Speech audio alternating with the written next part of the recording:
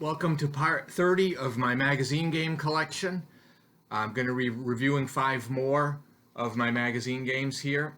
This one I don't have the magazine for, I only have the game, Risorgimento, and this is the 4th game in the War of the Imperial Ages system.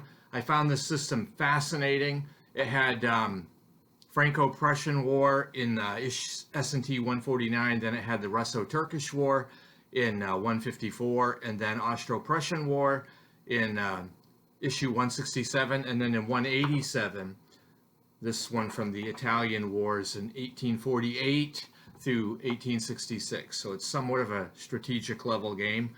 Haven't played, that's the only one I haven't played in the system. I would like to. This next game is from Strategy and Tactics also, number 258.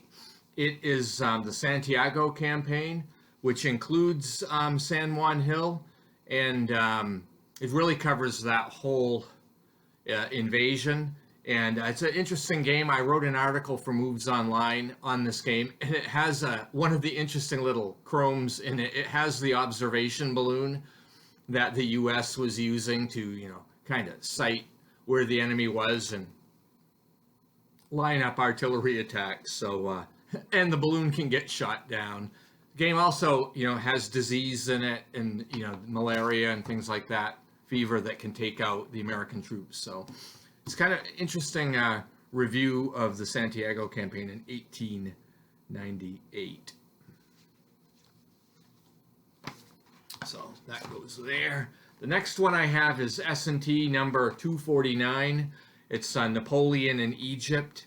I believe it was designed by Joe Miranda, and this is quite interesting. It covers really all of Napoleon's exploits in Egypt, and he is awarded victory points for some of the things that he does, with regard to, mapping and, discovering artifacts and things like that. So it's quite an interesting take on the Egyptian campaign, that it wasn't just all about the battle, the fights that happened, like the pyramids and whatnot, but interesting game. I played this and I wrote an article from my blog on that game quite some years ago. That's S&T 249. Another Strategy and Tactics, number 171. I definitely wrote an article on this game, and I don't know if it ever got published or not. On to Moscow is part of what's called the Wars of the Age of Reason series, and it covers the Great Northern War, 1700 to 1721.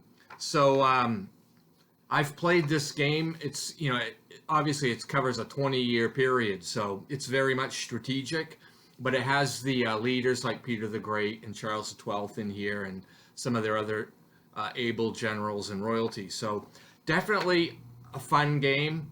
It has a lot in common with the 7 Years' War game that came out in S&T 163. But this one's 171, On to Moscow.